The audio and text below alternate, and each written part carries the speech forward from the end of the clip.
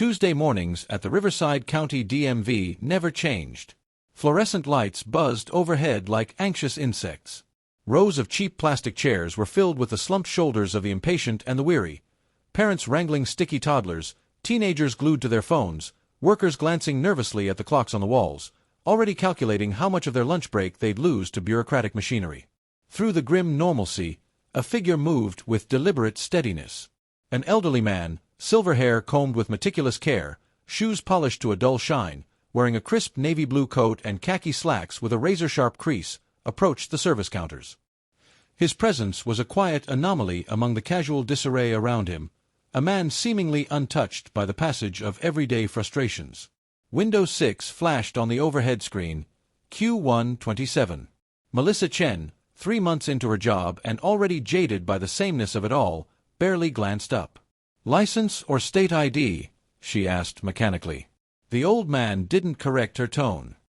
He simply extended a hand, placing something worn but carefully preserved onto the counter. Melissa, expecting a standard driver's license, found herself staring instead at a battered military identification card, blue, faded, with strange markings she didn't recognize. She frowned.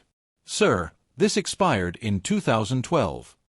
"I understand," he replied quietly, without flinch or apology. "I'm here to renew it." Melissa's fingers hovered uncertainly over her keyboard.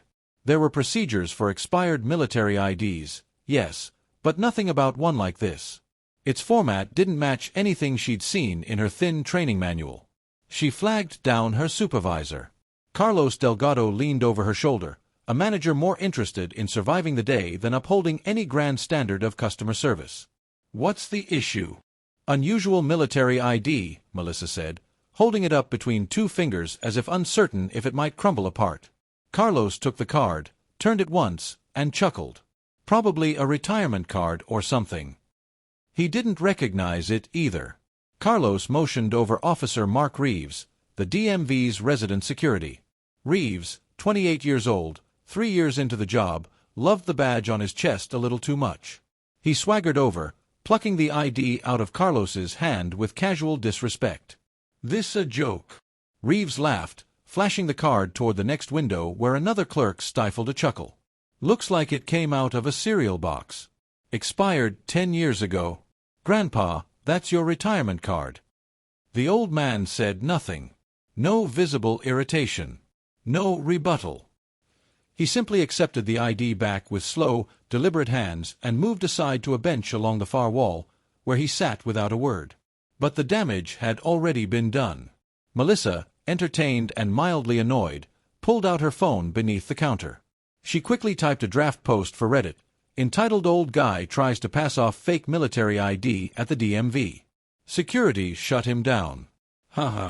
She even managed to snap a blurry picture of the ID, careful not to get his face, thinking she was being discreet. She wasn't. Colonel Vance had learned a long time ago that silence was often more powerful than anger. He sat, perfectly still, the creak of cheap vinyl under him the only betrayal of his presence. From the inner pocket of his coat, he withdrew a battered flip phone. No apps, no flashy screen, just reliable, untraceable plastic. Unfolding a piece of paper, he studied a series of 12 handwritten numbers. No area code. No label. Just the kind of number you didn't explain to civilians. One by one, with deliberate precision, he pressed the digits. The line rang once. A soft click, then an answer, a crisp, emotionless female voice. "Pentagon switchboard. Clearance code." Without hesitation, Colonel Vance spoke 6 digits, followed by 4 letters. There was no request for a name. No verification protocol. "Transferring." "Please hold," the voice said. A series of low clicks passed through the phone, clicks that most people would never hear in their entire lives. Then silence. He closed the phone and tucked it away, still sitting as calmly as if nothing had happened. The DMV continued buzzing around him. Numbers called, impatient shuffling, muffled complaints. Colonel Vance simply waited.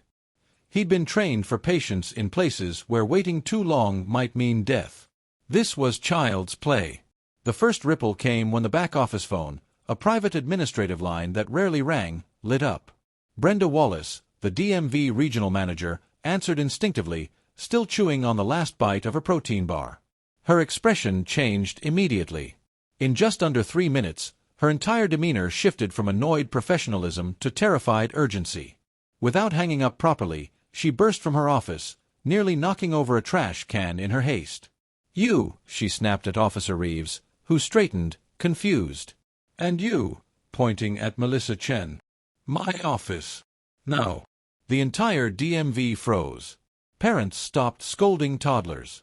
Teens pulled their earbuds out. Even the annoying chime that announced new numbers seemed to mute itself in confusion. As the stunned staff watched Reeves and Melissa disappear behind the security door, a black SUV rolled up to the front entrance. 2 men in dark suits emerged, adjusting earpieces and scanning the room with military precision. They entered the DMV without hesitation, their presence commanding the room instantly. Their eyes locked onto the elderly man still seated quietly in the corner. The older of the two approached. "Colonel Vance, sir," he said, offering a subtle nod of respect. "We received your request." Vance looked up slowly, one eyebrow raised. "I didn't make one," he said quietly. "I just reminded someone I'm still breathing." The younger agent posted up near the door, one hand brushing the outline of a concealed sidearm beneath his jacket.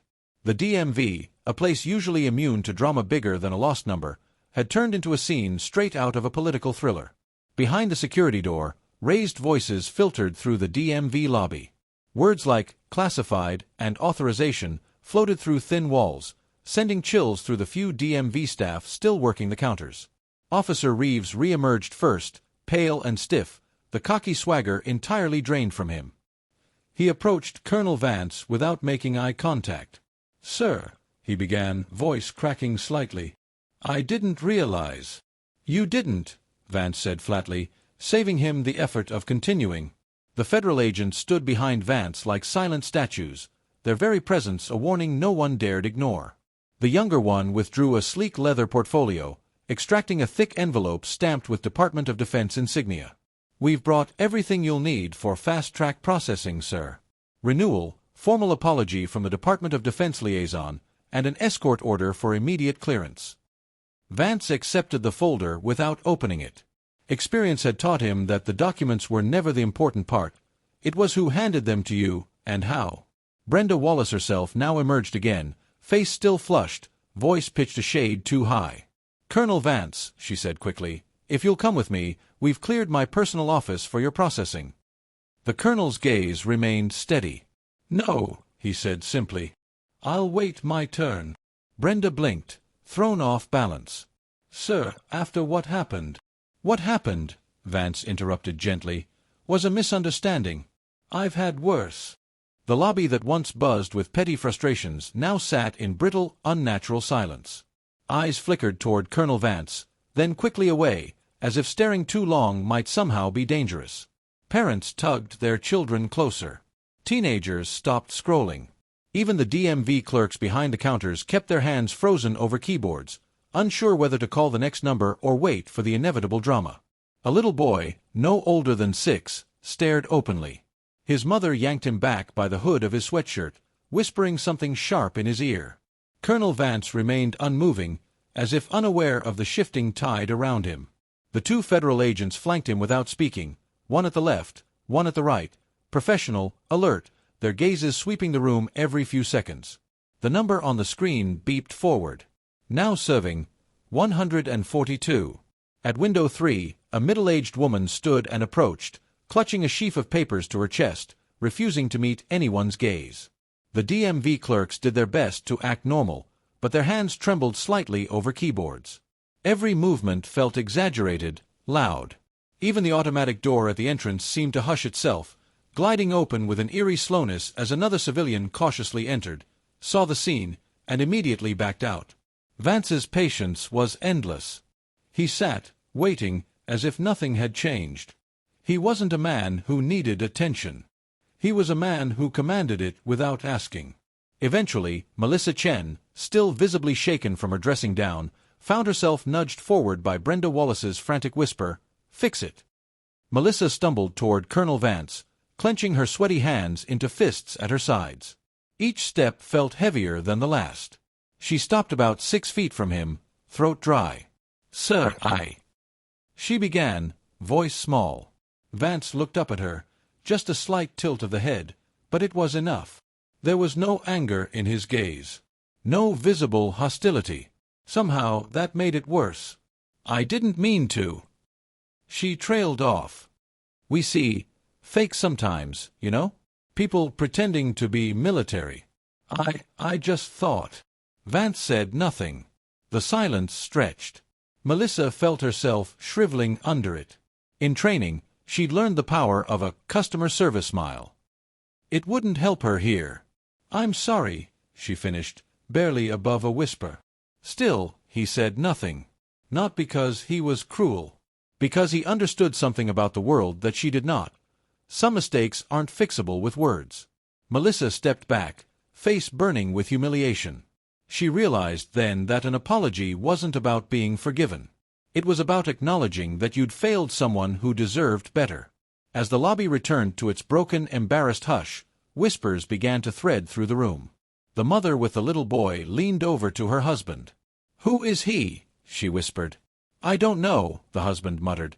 "But those suits are Secret Service or something. Look at the earpieces." Two teenagers Googled military ID blue faded on their phones and found a page mentioning retired officers with active clearance.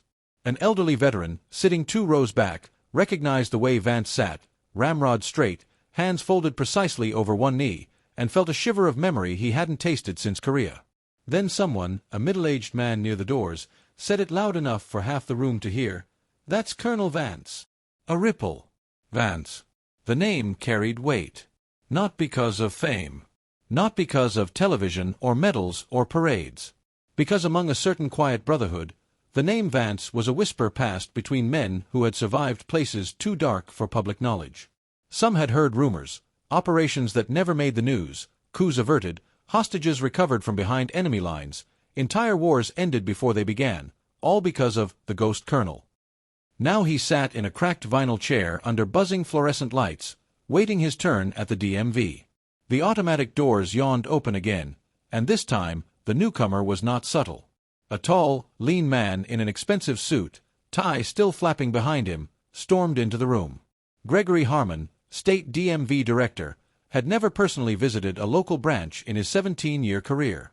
Until today. His face was tight with panic. He crossed the lobby in long strides, weaving past the frozen civilians without a word, and stopped directly in front of Colonel Vance. The federal agents didn't move, but their eyes flicked toward him sharply, measuring.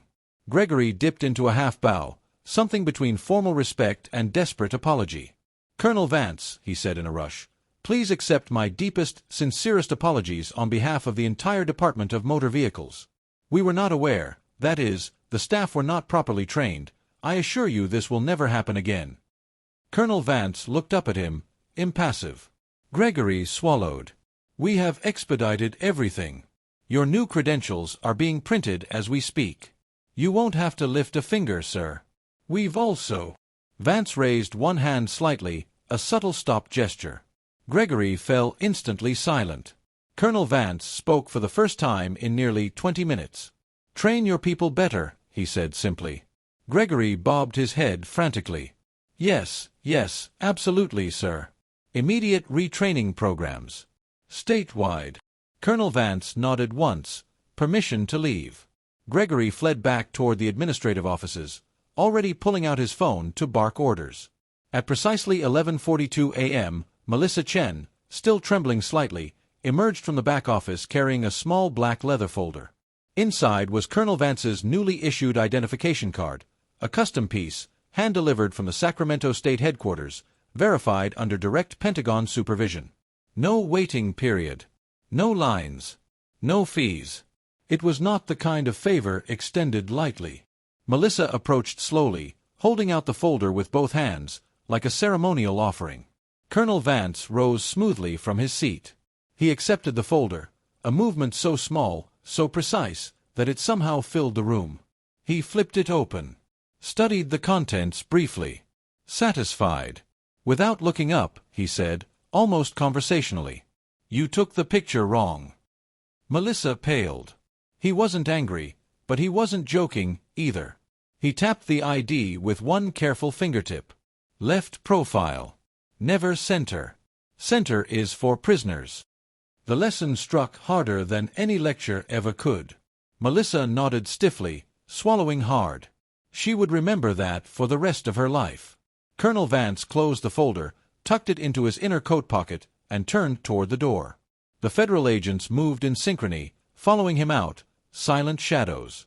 The automatic doors slid open one final time. Colonel Vance stepped into the sunlight without looking back. The DMV lobby remained frozen long after he left, suspended in a kind of awed silence that would echo for years to come. For several long moments after Colonel Vance disappeared into the sunlight, no one in the DMV moved. The world outside continued, cars rolled past, birds chirped obliviously, but inside, time had frozen.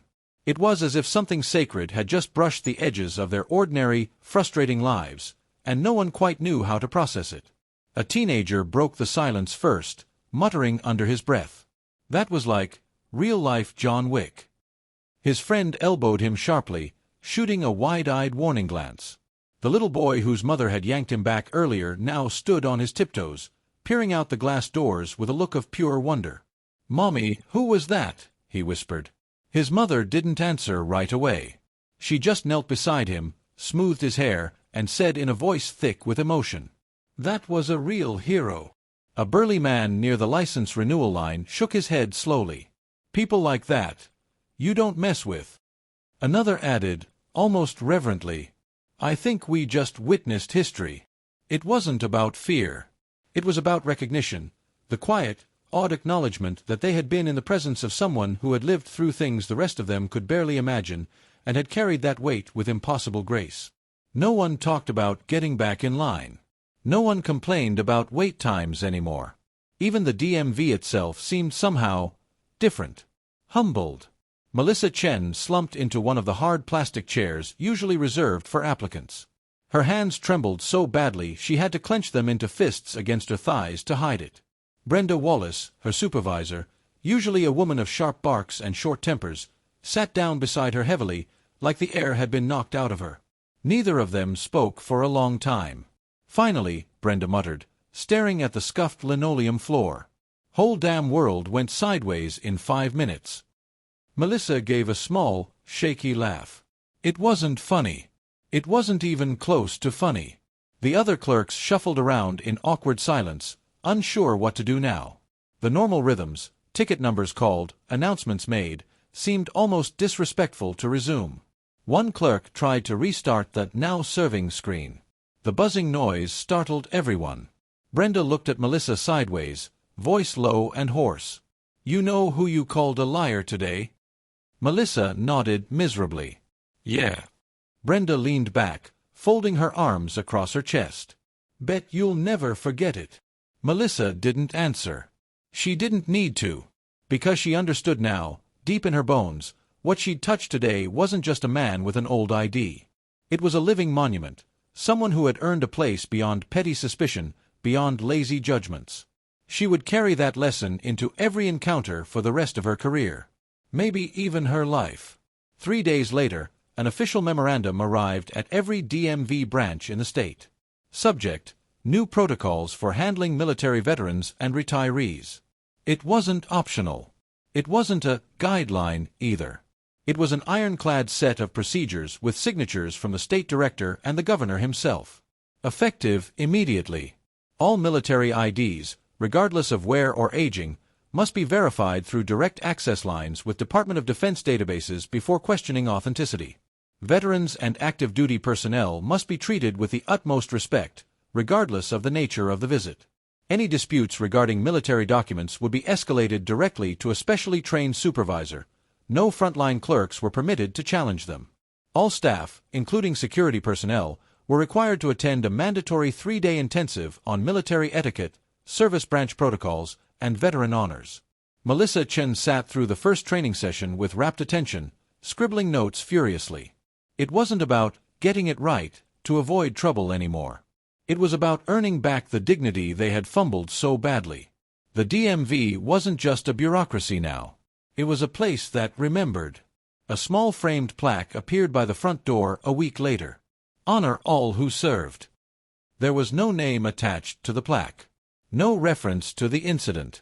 But everyone in that branch, and in dozens of branches across the state, knew exactly why it was there. Colonel Vance, meanwhile, didn't give the DMV incident another thought. He continued with his errands. He picked up a new set of boots from a quiet cobbler downtown. He stopped at a veteran-run hardware store, buying a few tools for his workshop. He ate lunch alone at a tiny diner where the waitress knew his name but didn't pry into his business. When the hostess accidentally spilled water across his table, she rushed to apologize. Vance simply smiled, a real warm smile, and said, "It's just water. No harm." The small kindnesses were the ones he offered most freely. It was only the big things, dignity, respect, honor, that he demanded be treated with the seriousness they deserved. As the afternoon sun dipped low, Colonel Vance drove home in his battered Ford pickup, whistling a quiet tune no one else would recognize, an old marching cadence from a lifetime ago. To him, it had been just another day. Another quiet reminder to a corner of the world that had almost forgotten how to act right. No anger. No grudges. Just the steady, implacable presence of a man who had seen too much to ever sweat the small stuff, but who would never, ever let the big things slide. Over the next few weeks, the story of the Colonel at the DMV spread quietly. Not through news outlets. Colonel Vance had no interest in being a spectacle, but through whispered conversations among veterans groups, sheriff's departments, government offices. Stories grew. Some said he'd flashed a badge that made the Secret Service snap to attention. Others said a Pentagon general himself had called the DMV within minutes of the incident. Someone even claimed, falsely, that Vance had been the one to take down an international arms dealer single-handedly in Prague. He hadn't. That particular rumor was about a different man. But the heart of the story never changed. A quiet hero, treated with suspicion, had reminded an entire system what respect truly meant. And though Colonel Vance would never have called himself a legend, would have laughed at the idea, the people who heard the story, who felt its weight, knew better. They didn't need medals or parades. They just needed to remember. And from that day forward, wherever veterans walked into a DMV across the state, they found themselves greeted not with impatience or suspicion, but with a quiet, almost reverent respect that said, "We know who you are, and we are honored to serve you for once."